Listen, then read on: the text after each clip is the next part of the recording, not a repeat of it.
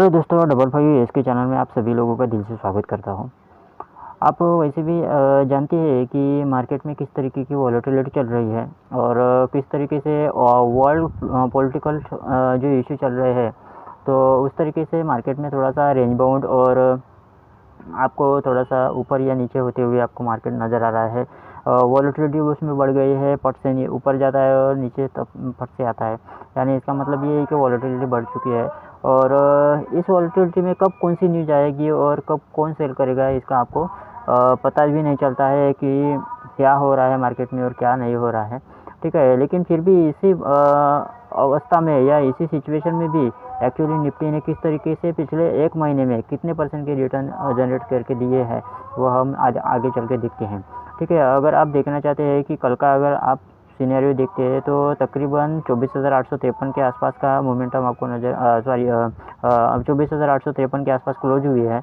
Momentum नज़र आ रहा है 1% का और 243 पॉइंट का यहाँ पे मोमेंटम आपको देखने को नज़र आ रहा है। अगर इसका आप चार्ट देखना चाहते हैं तो प्रीवियस डे के क्लोजिंग के ऊपर ही हम ओपन हुए थे।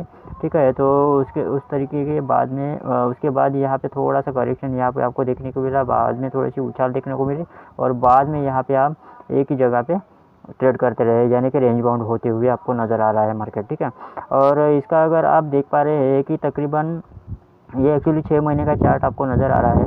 ये 6 महीने के चार्ट में आप देख पा रहे हैं कि यहाँ से तकरीबन पकड़ लेते हैं कि ये अगर जनवरी है तो ये हो सकता है कि ये दिसंबर है। ठीक है, तो ये दिसंबर से लेके आप जानते हैं कि तकरीबन पकड़ लेते हैं कि मार्च तक।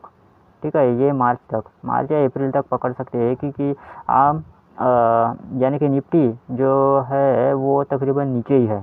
ठीक है, लेकिन तकरीबन आप देख पा रहे हैं कि 9 अप्रैल से लेके 23 मई के आसपास में तकरीबन मार्केट में निफ्टी में आपको नज़र आ रहे हैं कि कितने परसेंट 11% के रिटर्न जनरेट हुए हैं और 2454 पॉइंट की उछाल आपको देखने को मिल रही है। यानी कि जो गिरावट थी वो गिरावट की पॉइंट जो थे उस पॉइंट को मार्केट में रिकवर होते हुए आपको नज़र आ रहा है, वो भी एक महीने के अंदर, वो भी एक महीना भी नहीं, तकरीबन बोल सकते हैं कि आप 14 दिन के अंदर आपको यह नज़र आते हुए दिख रही है। यानी देख लीजिए, मार्केट का यही रहता है भाई, क्योंकि कैसा है कि जब गिरता है तो सबको डर लगता है, लेकिन जब चढ़ता है तो चढ़ने में समय नहीं लगता।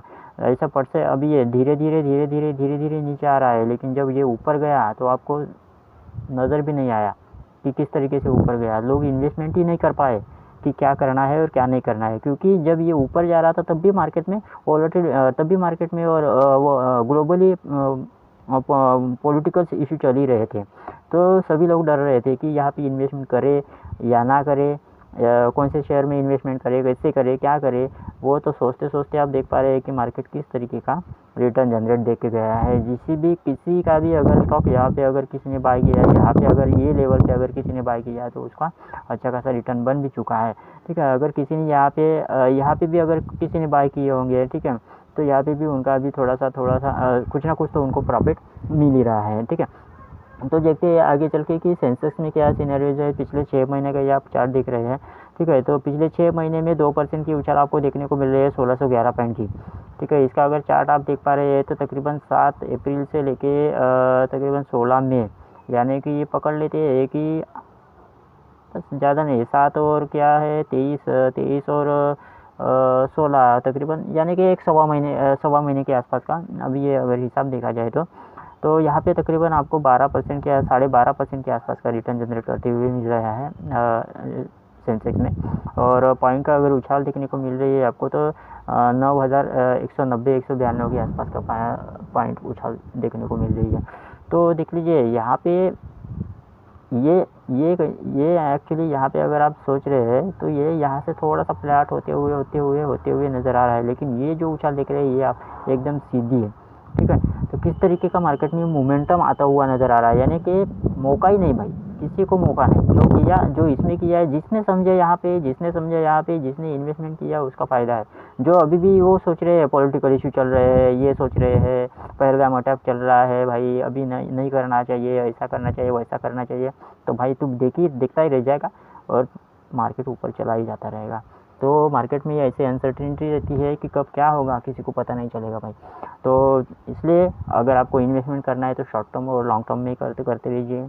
और जब भी ऐसा करेक्शन आता है तो अपना, अगर आपके पास अगर 100 रुपया है तो तकरीबन यहाँ पे आप 50 रुपये या 40 रुपये के आसपास के आप यहाँ पे इन्वेस्टमेंट कर सकते हो। नहीं क्या, यानी कि आपके कैपिटल के हिसाब से थोड़ा सा डिस्ट्रीब्यूट करके इन्वेस्टमेंट करना चाहिए करेक्शन में। और सबसे ज़्यादा तो करेक्शन में जो इन्वेस्टमेंट करता है उनका पोर्टफोलियो भी अच्छा खासा रहता है, और उनके पोर्टफोलियो में जो रिटर्न देखने को मिलते हैं वो काफ़ी अच्छे देखने को मिलते हैं। ठीक है, चलिए आगे चलते हैं कि गोल्ड मार्केट में क्या प्राइजेस चल रही है, क्या इनका सिनेरियो चल रहा है।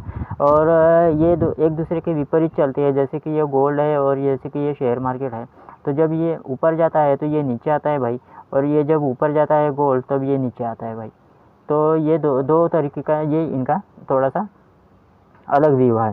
ठीक है, जब यहाँ पे जब जैसे कि ग्लोबल इशू चल रहे होते हैं जो जियो पॉलिटिक्स के वजह से वगैरह, तो गोल्ड के प्राइजेज जो रहते हैं ये ऊपर ही जाते हुए आपको नज़र आते हैं, और जो शेयर के प्राइस जो रहते हैं वो आपको नीचे आते हुए आपको देखने को मिल जाते हैं। और सिचुएशन यही चल रही है, जियो पॉलिटिकल इशू की वजह से जो गोल्ड के जो प्राइजेस है वो आपको ऊपर जाते हुए नज़र आ रहे हैं, और जो शेयर्स के प्राइजेस है ये नीचे आते हुए आपको देखने को मिल रही है। आज तक किसी ने सोचा भी नहीं होगा कि तकरीबन गोल्ड 1 लाख का हो जाएगा। तो आप देख पा रहे हैं कि तकरीबन 1 लाख को छू के गोल्ड वापस आया 95,000 का, और यहाँ से अभी थोड़ा सी उछाल आपको देखने को मिल रही है। ये एक्चुअली चल रहा है 98,530 रुपीज़ के आसपास। ठीक है, ये जो गोल्ड है ये 24 कैरेट का गोल्ड है, और 10 ग्राम का ये जो रेट दिख रहा है ये 10 ग्राम का रेट है। ठीक है, तो इस तरीके का जो सिनेरियोज है कि मार्केट में किस तरीके से इन्वेस्टमेंट करना चाहिए, तो ये मार्केट थोड़ा सा आपको, अगर मार्केट में बने रहेंगे तो मार्केट खुद ही आपको सिखाता है किस तरीके से करना है, खाली आपको थोड़ा सा एनालिसिस करने की ज़रूरत रहेगी। चलिए आगे देखते हैं कि बॉन्ड मार्केट में क्या चल रहा है। कि बॉन्ड मार्केट में भी वही चल रहा है, बॉन्ड के प्राइस नीचे आते हुए आपको देखने को नज़र आ रहे हैं, और यील्ड के प्राइस जैसे वो ऊपर जाते हुए आपको नज़र आ रहे हैं। इसलिए बाकी एफआईआई और एफआईआई जो लोग हैं वो एक्चुअली बॉन्ड मार्केट में जाने का अभी सोच रहे हैं, ये जाएंगे आपको पता भी नहीं चलेगा। ठीक है, तो उस तरीके से ये काम होता रहेगा, क्योंकि कैसा है कि बाकी जो मार्केट में जो रहते हैं, जैसे कि कोई अभी क्रिप्टो में अभी जाने की सोच रहे हैं। ठीक है, तो मार्केट को तो कैसा है कि थोड़ा सा वो अभी अनसर्टेनिटी की वजह से वो थोड़ा सा अभी इसमें आपको प्राइजेस वगैरह, शेयर्स के प्राइजेस के वगैरह थोड़ा सा कम नज़र आते हुए आपको नज़र आती है। ठीक है, तो चलिए आगे चलते हैं कि एफआईआई और डीएच क्या सिचुएशन रही है। तो एफआईआई ने, अगर देखते हैं कि एफआईआई और डीएच की तकरीबन 23 मई के आसपास का, 23 मई के इसमें सभी इसमें बाइंग ही है। Cash market, future market, stock option सभी इसमें बाइंग नज़र ही आ रही है। ठीक है, उसके पिछले दिन में अगर आप देख पा रहे हैं कि कैश मार्केट में एफआईआई ने सेलिंग की है। ठीक है, और कैश मार्केट में डीआईआई ने भी बाइंग की है। जब ये सेल करते हैं ना, जब ये कैश मार्केट में एफआईआई जब सेल करते हैं ना, तो डीआईआई उसको बाय कर लेते हैं। यानी कि बैलेंसिंग इंडेक्स जो रहता है वो बैलेंसिंग बनाना इनका काम है। क्योंकि कैसा है कि देखिए यहाँ पे भी ये लोगों का पैसा है, डीआईआई के पास लोगों का पैसा है। तो ये क्या करते हैं कि जब भी अगर प्राइस कोई अगर सस्ती मिलती है तो वहाँ पे इन्वेस्टमेंट करने की वो सोच लेते हैं। क्योंकि कैसा है कि मार्केट आज नीचे है तो कल ना कल, आज नहीं तो कल तो ऊपर आएगा ही ना। क्योंकि ये जो लोगों का पैसा ये लॉन्ग टर्म के लिए लगा हुआ है, और इनको करना क्या है, एक बार पैसा लगा है किसी शेयर्स में या किसी कंपनी में, तो वो 3-4 साल के लिए वो अपना होल्डिंग रखते हैं। ठीक है, जब भी वो प्रॉफिट में नज़र आता है तो उसमें एग्जिट कर लेते हैं। ठीक है, तो यहाँ पे इस तरीके का सिचुएशन आपको नज़र आता है। देख लीजिए डीआईआई कैश मार्केट में ही बाइंग कर रहे हैं भाई, फ्यूचर्स में आपको कोई दिख ही नहीं रहा है। यहाँ पे फ्यूचर्स में आप देख रहे हैं एफआईआई दिख रहे हैं सेलिंग करते हुए। ठीक है, इंडेक्स ऑप्शन में एफआईआई दिख रहे हैं आपको, स्टॉक फ्यूचर में भी एफआईआई दिख रही है, एफआईआई स्टॉक ऑप्शन में भी आपको वही दिख रहे हैं एफआईआई। खाली आपको डीआईआई आपको कैश मार्केट में ही इन्वेस्टमेंट करते हुए नज़र आएंगे। ठीक है, तो इस तरीके का सिनेरियो रहता है। तो अभी देखते हैं आगे कि किस तरीके का अभी ये सिनेरियो चलता है। और ये तो अभी 90 डेज़ के आसपास का जो रेसिप्रोकल टैरिफ का जो पोज लगा हुआ था, ये अभी थोड़ा धीरे धीरे अभी अपने पास नज़दीकी आ रहा है। 9 जुलाई में क्या होता है क्या नहीं होता है, और उसके बाद मार्केट में किस तरीके का मोमेंटम रहता है, तो वो आपको देखने को मिलेगा। और भाई ये राजा है अभी, तो कुछ भी हो सकता है। तो देखते हैं कि क्या करते हैं और क्या नहीं करते। एक्चुअली अभी अगर आप सोच पा रहे होंगे तो पिछले 3 से 4 महीने यानी कि 4 से 5 महीने के आसपास, अब ये दिसंबर से ही पकड़ लेते हैं तकरीबन आया है। तो जब से ट्रम्प आया है तब से पकड़ लीजिए, या ट्रम्प से पहले भी पकड़ लीजिए, जब इलेक्शन चल रहे थे तभी मार्केट हमारा नीचे थोड़ा बहुत नीचे नहीं ऊपर था, ठीक है, ऊपर था लेकिन उतना नहीं था, वोलेटिलिटी के आसपास ही वोलेटिलिटी थी उसमें, लेकिन आपको थोड़ा सा कम ही रेंज बाउंड के हिसाब से था। और जैसे ही मार्केट में जैसे ही कि ट्रम्प आए हैं वहाँ से थोड़ा सी उछाल आपको देखने को मिल रही थी, ठीक है। उसके बाद ये हुआ कि ट्रम्प टैरिफ का जो सिचुएशन आया तब से मार्केट में थोड़ा सी क्या बहुत ज़्यादा ही गिरावट, 15% के आसपास की गिरावट आपको नज़र आ रही थी। ये एक मुद्दा आ गया, वो ख़त्म नहीं हुआ है तो पहलगाम अटैक आ गया। अभी पहलगाम अटैक ख़त्म नहीं हुआ तो अभी 90 डेज़ पॉज वाला आएगा, ठीक है। और उसके पहले भी अगर कुछ न्यूज़ आती है तो मे भी हो सकता है कि क्या आता है, क्योंकि मार्केट में पहले ही ग्लोबल इशू चल रहे हैं, तो उस तरीके के सिनेरियोज आपको मार्केट में देखने को मिल रहे हैं, ठीक है। तो देखिए आगे एक्चुअली कैसा है कि जो पहलगाम अटैक का जो सिचुएशन है जो आप सोच रहे हैं, ठीक है, कि ये अभी पहलगाम अटैक का जो मामला था और जो युद्ध हुआ इंडिया और पाकिस्तान के बीच में, और जो उन्होंने सीज़फायर्स को रोके हैं, तो उसका भाई अभी ग्लोबली थोड़ा बहुत इशू चल ही रहा है, क्योंकि कैसा है कि यूएस और इंडिया में थोड़ा सी अनबन चालू है, क्योंकि कैसा है कि यूएस के तरफ से हम यानी कि जो भी डिफेंस सेक्टर का जो भी माल लगता है तो हम वहाँ से बाय नहीं करते हैं, हम लेते रशिया से जो भी लगते हैं, जैसे कि राफेल हमने रशिया से लाए हैं, उन्होंने अप्रोच किए हैं हमको, इंडिया को दूसरा कुछ लेने के लिए अप्रोच किए थे, लेकिन राफेल लाए हैं रशिया से।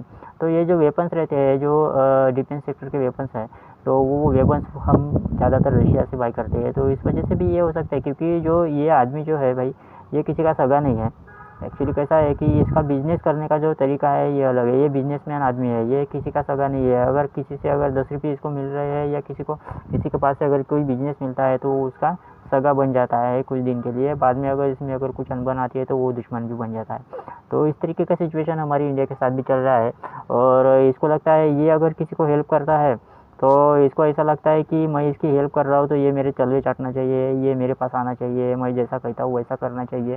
तो इंडिया के लिए भी इसका कहना वही चल रहा है कि मैं इसको अगर हेल्प करता हूँ तो ये मेरे पास ही आना चाहिए, और मैं जैसा कहता हूँ वैसा करना चाहिए, जैसे कि पाकिस्तान करता है। तो उस तरीके का सीनियर्स इंडिया में नहीं देखने को मिलेगा, ठीक है। इंडिया अपनी सोच और समझ से वो अपना कुछ ना कुछ तो रास्ता निकाल के बाहर लाता है, और वो खुद ही लड़ता है भाई, क्योंकि कैसा है कि जब से भारत स्वतंत्र हुआ है तब से इंडिया ने खुद ही अपने ही बलबूते पे किया है, और आगे भी करेगा भाई, ठीक है। वो किसी के तलवे चाटने के लिए या किसी के पास भीख मांगने के लिए वो जाएगा नहीं, ठीक है।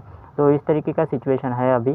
तो देखते हैं आगे कि क्या होता है और क्या नहीं होता है। अभी इन्होंने तकरीबन यूरोपियन कंट्रीज़ के ऊपर तकरीबन 50% का टैरिफ इसने लगाया है, ठीक है। तो ये अभी बोल रहे हैं, हुआ तो नहीं है लेकिन बोल रहे हैं कि लगाएंगे, ठीक है। वो एप्पल का भी थोड़ा सा इनका इशू चल रहा है कि एप्पल के मैन्युफैक्चरिंग इंडिया में नहीं होगी तो भाई रेट बढ़ेंगे, ठीक है। अगर इसमें इंडिया में भी अगर नहीं हो रहे हैं, ये चाइना में भी अगर इसका मैन्युफैक्चरिंग नहीं होगा तो भाई एप्पल का रेट तो डबल होगा ना, क्योंकि कैसा है कि बाकी अदर कंट्री में आप देख पाते हैं कि किस तरीके के वहाँ पे एम्प्लॉयमेंट के जो पेमेंट्स रहते हैं किस तरीके के रहते हैं। तो देखते हैं आगे कि क्या होता है, वो क्या करना चाहता है उसको पता, ठीक है। मिलते हैं नेक्स्ट वीडियो में, तब तक के लिए मैं यहाँ से विदा लेता हूँ। और इस चैनल की जो वीडियोज़ है वो इन्फॉर्मेशन है, वो आपको अगर इन्फॉर्मेटिव लगती है तो एक्चुअली इस चैनल को आप थोड़ा सा सपोर्ट कीजिएगा और चैनल को सब्सक्राइब कीजिएगा। अगर कुछ लगता है कि किस तरीके से वीडियो यानी किस मुद्दे पे वीडियो आनी चाहिए नेक्स्ट, तो उसमें भी आप कमेंट कर सकते हैं, ठीक है। बॉन्ड का और यील्ड का अगर आपको कुछ समझ में नहीं आ रहा होगा तो इसमें आप कमेंट करके रख सकते हैं कि बॉन्ड और यील्ड, तो इसमें हम थोड़ा सा डिटेल में कवर करते हैं, ठीक है। तो मिलते हैं नेक्स्ट वीडियो में, तब तक के लिए बाय।